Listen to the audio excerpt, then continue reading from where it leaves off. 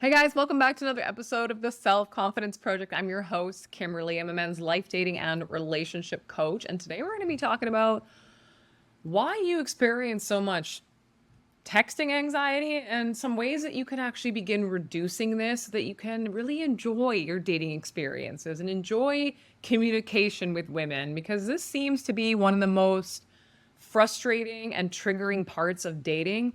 Is once you've actually got her number from matching online, or you finally built up the courage and vulnerability to approach her in public and you get her number, now it seems like there's this burden of responsibility on men to be funny and witty and keep the conversation going and say all the right things at the right time and act almost perfectly so that you can continue to win this woman's affection and go on a date and fall madly in love. Well, firstly, that is way too much pressure to be putting on yourself. So today we're going to unpack what might be the source of some of your texting anxiety and a few things to consider that can just help you reduce that anxiety so you can enjoy your interactions with women. You can communicate with women and have fun and really understand yourself better when it comes to this. Now, I put out a podcast episode, I think a couple years ago, on how to reduce your texting and anxiety, and it was a really popular episode. So I did want to reapproach it today with some kind of fresh perspectives and fresh thoughts that I have since the first publication of the episode that was around this same subject. Now, before we dive in, if you guys don't know, I am a coach for single men and guys in relationships. I'll talk about that in a second, but for single men who are wanting to navigate dating, have a lot more fun, do so with a lot more clarity, gain self-awareness, develop skills when it comes to communicating with women, approaching women, having fun with women, building intimacy, and men that are really, wanting to find the right person for them and have deeply loving relationships. So maybe you come out of a long-term relationship, you're separated or divorced, or maybe even dating for the first time, but you really just want to have a better experience. You want to navigate this part of life as if you're playing a good round of golf versus, your first swing ruining the rest of the 18 holes. So guys that are actually wanting to, be the best versions of themselves, attract the right types of women into their lives, and then go on feeling confident about how to have deeply loving relationships. Those are the type of men I work with. And I'm proud to say that I've been doing this for many years now, really successfully. I also work with men that are in relationships that have lost that intimacy and lost that communication with their partner, and they just want to find a way back into that relationship. So if either of those situations sound like you, then I'd love to start off with a complimentary conversation where we get to know each other, make sure that we are the right fit, that coaching is the right modality for you, and then go on to discuss what that relationship might look like. But for those of you that are here, stay tuned, because we're going to talk all about texting anxiety and some of the ways that you can reduce this. Now, what causes texting anxiety? Well, a lot of it has to do with self-worth and our expectations. And also, I will be the first to say that communication through this little intoxicating device is a great way to miscommunicate what you mean and misinterpret what someone else is saying. It is not the best mode of communication because we are lacking 80% of body language, which is facial expression and tone of voice and gestures and body movements and all of that. So if you are using your phone as the only way or the more preferred way of getting to know somebody, then you're putting yourself at a disadvantage, because body language, tone of voice, and all those things are going to be really helpful in really perceiving what the reality is and the truth is. Okay, so I just wanted to put that out there first, because texting should not be your most favorite method of communication, but it is for most people because it's very passive. You can do it without having to brush your hair, and you can do it without having to brush your teeth. And so people choose this over in-person interactions. And the more you choose this over in-person reactions, the more you put pressure on this going the right way. And it's really not intended for that.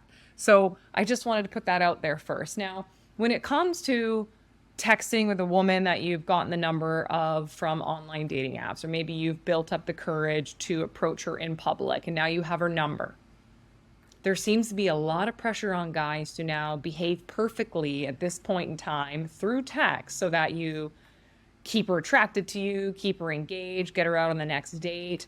And immediately you're putting a lot of pressure on yourself to do something perfectly on an imperfect tool.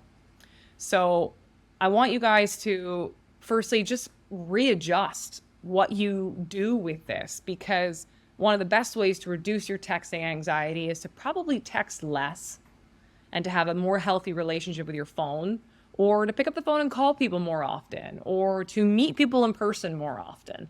And if that makes you feel really anxious, then that's a good sign, and that's an area you really do want to work on. But when it comes to anxiety on text messaging, where does this even come from? Most of the times, we are making things like the response speed on text mean something. We are perceiving that if somebody responds longer versus shorter on text, that means something. We perceive that when someone uses a lot of emojis or not, that means something. We are perceiving tone and making that mean something. And we are also making judgments around the questions and content that we're talking about on text. It's a lot for us to be thinking about.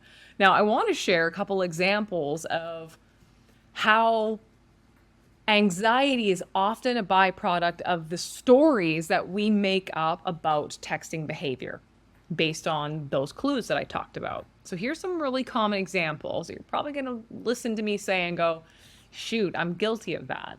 And this is good because we're creating awareness around what's actually triggering you. And when you understand what's causing your stress and anxiety and what those triggers are, you can do something about it. And that's a really important thing. So, for example, if you send something to a woman and she responds on text, okay, just writes the letters, okay. What does that mean to you? Right? Oftentimes, guys go, she must be upset with me, or she must be losing interest. Because she just wrote, okay, I have now told myself a story that she's upset with me or she's losing interest in me. In reality, her brevity on text message might actually mean she's just busy or in a rush, or saw the text and wanted to respond really quickly, but she's actually busy with something else. Not that she's angry or disinterested, because as you know, text often lacks tone. And if you're trying to interpret these things too deeply, it's going to lead to your anxiety because of unnecessary assumptions. Now, if you heard her say, okay, maybe you'd be thinking differently, but because text lacks that tone, you might jump to the conclusion that she's upset with you, annoyed with you, losing interest. That is one example of where anxiety can come from, incorrect assumptions. Now, what if you send her a really long text message and then she just replies with a couple of sentences? What story are you telling yourself about this? Are you saying, because of that, she must not care about me as much as I care about her? Is that what you're telling yourself? Maybe the reality is that this woman is a little more succinct in her texting style. Maybe the way she texts is different from you. Maybe a shorter reply doesn't actually reflect a lack of interest, but really it's just more her style. Or maybe it's that she has some time constraints and she can't spend the next 25 minutes responding to you, but she wants to get back to you right away, so she's a little more succinct about it, right? Or maybe it has to do with the mood that she is in when she reads the message. Maybe there's times when she's in a really happy, joyful mood and she wants to write long messages to you and open up a big back and forth dialogue. And maybe there's times where she's pissed off about something else that's gone on in her day. Then you send this big message and she's not mad at you, but she's mad at something else. And so she responds to you and you pick up that energy, even though it's not really directed at you. Somehow it comes through in the text message. So what you want to be really mindful of, guys, if you experience a lot of texting anxiety, is to question the assumptions that you are making right away because of text behavior. Now, what about when you notice that the woman you're texting tends to send a lot of emojis in her text message? And then for some reason today, when she sends you a good morning text, she didn't put that darn little heart emoji. So now what are you making this mean? Is the automatic assumption and anxiety you feel like, ooh, maybe I upset her last night in the conversation we had before bed. Or maybe she's just losing interest in me and this conversation isn't really fun for her anymore. All of that is thoughts that you might be thinking or assumptions you might be making because a heart emoji didn't exist in your text this morning, right? It seems a little absurd, but it's so common. We make stories and make assumptions based on what we see or don't see, or what we perceive or don't perceive. Not everybody uses emojis constantly. Sometimes the absence of emojis is because someone's in a more serious mood. But oftentimes it's just more about the texting habits that we have. There's times where I've tried to find an emoji and it takes me too long, so I just don't send it. And that was really the only story that existed. It had nothing to do with me lacking interest in someone, or could be because I was also in a little bit of a rush. So it's really important that when you start to recognize that you're making really unhelpful assumptions, that might be the source of most of your anxiety. Now, what about the common one where I send a woman a text asking her out, and it took you quite a bit of time to build up the courage to send that message. In fact, you re-edited that message many times just so it was succinct and clear and came across as you were intending. And now it has been hours and she has not responded to you. And you, in those hours, have told yourself over and over and over again that she must have just lost interest. She no longer wants to pursue a relationship with you. She doesn't want to get to know you anymore. And you think that for hours and hours and hours on end. And then all of a sudden she comes back and says, sure, that would be great. And you go, you're kicking yourself because you stressed for hours unnecessarily. Right? Sometimes life just gets busy, and delayed replies can sometimes be more about someone's schedule, or they're considering whether they want to say yes or no. It could be that they're actually spending time to really think about the interactions they've had with you. Or many people might just be balancing work and personal life and other priorities. Maybe when you sent that message, she was getting a massage and had her phone on silent. Maybe she puts her phone on silent when she's at work. The thing is that you want to be questioning the assumptions that you are making, which is leading to your anxiety. Because there is negative assumptions that you can make about everybody's behavior in life, or you can get used to making more realistic, positive assumptions that are going to support you more. Now, what about the famous text response coming, and you can see in the little text bubble, you see the typing bubbles, and then they disappear. And you're like, oh my God, they were thinking about what to say to me, and then shows their mind, and now they're not responding at all. And you, again, the story you tell yourself, the assumptions you're making is that, oh, she was going to respond, but now she's just not interested, or I'm making this mean that she has second thoughts.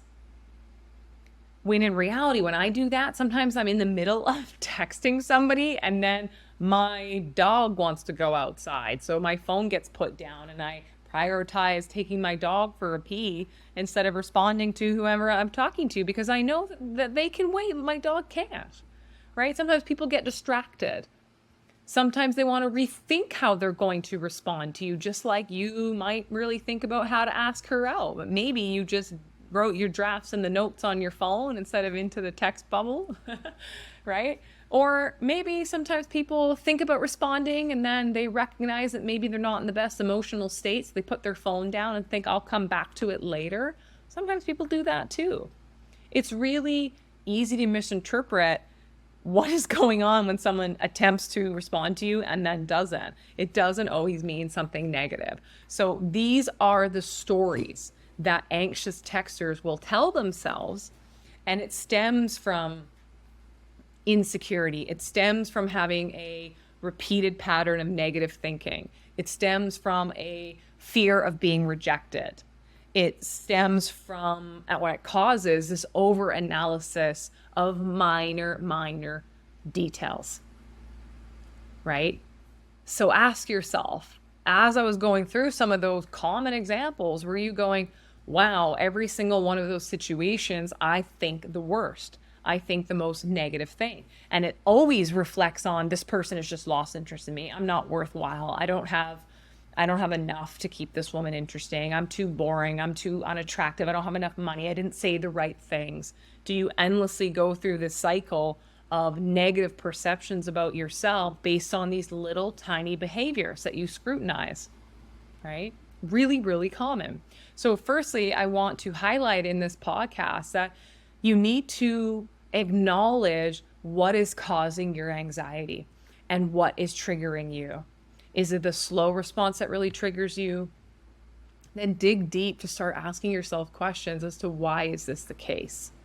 If you're perceiving these behaviors as negative all the time, right? Then maybe you're starting to recognize that, okay, I need to actually work on my mindset and my self-worth and my belief structure more importantly at this point in my life. Right? Maybe this is highlighting an area that you have been ignoring, and it's really easy to blame texting versus actually own the fact that it's the way you are perceiving things. Now, I don't want to say that your intuition isn't important here, because it is. Sometimes we pick up signals from people over time, or we get really inconsistent behavior from someone, or, someone just really, really gets slower and slower and slower at responding to us. Yes, there are also times when our intuition is saying something feels off here, something doesn't feel right here, and we need to tune in and listen to that. But there is a big difference between a deep intuition and deep knowing and surface level anxiety. There's a difference between a slow response, and then when you get it, you realize you spent 3 hours feeling very anxious, versus over time you start to get a very a deep kind of feeling or sense in your gut that someone's not right for you. That's your intuition speaking to you. But the hectic, hair raising, goosebump forming ups and downs tends to be your anxiety. So ask yourself, what is really triggering you? And then you need to be understanding what really are the expectations that you have around text communication. Why do so many of us feel like people should be able to have instant access to us 24/7, right? Do you remember when we used to leave the house and nobody could get a hold of us? Or we'd come home and we'd check our phone for messages, or we had to memorize our friends and family's phone numbers? Today, it's nothing like that. Today, we carry our devices around every single place we go, and you can't even have a thought without someone bombarding you. And if your expectation is that because the girl you're getting to know has a phone, that she should be responding to you all the time, it's incorrect, and it's unhealthy to have those expectations. Now, what about when a girl texts you? Do you expect that you should be able to respond to her immediately? Otherwise, she's going to think you're not interested. What kind of expectations have you developed around texting and the ways you communicate and what you make that mean? Because a lot of people think, oh, well, I'm going to spend some time before I respond to her, because I'm assuming that she's assuming that if I send a message to her right away, that I lead a boring life. This is so many assumptions that we are making. If somebody sends you a text message and your phone is there and you have the time and capacity to respond, go ahead and respond. But sometimes, guys, you need to have better boundaries around your phone. So let's actually talk about some practical ways that you can reduce this anxiety, other than recognizing where it comes from, because that's a really big first step. So I want to share some actionable strategies to reduce this texting anxiety, such as considering what kind of boundaries you need to have with your phone. So if you are getting to know a girl, or you're on an online dating app, do not allow yourself to get addicted to notifications. Do not tie your self-esteem and self-worth into how many dings you get in a day. So many people do that. It is incredibly common. And you do not want your self-worth attached to this device. This is the worst device to attach your self-worth to. So if you were noticing that when you're dating online, for example, and you get those notifications that you just feel this rush of excitement and positivity, then you might be a little bit addicted to notifications. And maybe you need to have your phone on do not disturb for a good portion of the day. Or maybe you need to go into those dating apps and turn off those damn notifications. Okay, you need to understand what healthy boundaries you might want to put in place with your phone.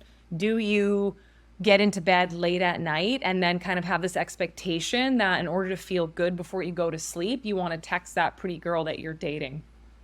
Maybe when you get into bed, that's when you stop using your phone, right? Instead of relying on someone else to make you feel good late at night before you go to sleep. So really consider what kind of healthy boundaries you want to have with your phone. Maybe there's times when you decide to go out for a walk and you leave your phone at home and you're not worried and you're not checking it, because how often do you just look to see if there's a notification on your phone even when there isn't one? We're so programmed to look at these damn devices. They're addicting. They're unhealthy for us in so many ways. So really consider your boundaries, guys, because that is going to help you reduce that anxiety by having you not searching for that ding or validation or text message all the time. Also consider reframing your negative thoughts. So that's a big thing that we talked about. This ultimately, the biggest lesson from listening to this show is if you're making a lot of negative automatic assumptions, then you really want to begin to reframe those negative assumptions. So if you understand what's triggering you, you need to have a dialogue with yourself. Hey, I noticed that this woman hasn't responded for a while. I'm making this mean something, and I'm recognizing that. I'm going to name it to tame it. I'm feeling anxiety, but I'm going to choose to believe that I'm worth talking to, and I'm going to put my phone down. I'm going to go do something positive for myself. And that's when you begin to practice mindfully living, right? So these are some things to start thinking about, including time limits on our phone, right? Focusing on other activities instead of kind of just like half doing something, waiting for her to respond to you, because that is going to make everything feel so much longer. And the thing is that when we have all of this anxiety in our body, it influences how we respond to people. It influences the tone of voice that comes through in your text message, or how quickly you respond, or what you say. If you're negatively perceiving everything, if you're having negative perceptions about your conversations with women all the time, then it's going to start to come through in your future messages to her. Maybe you start to resent it a little bit, right? Because maybe she's not living up to these made up expectations you have. So now you're a little more short with her, or you're less forgiving or less compassionate.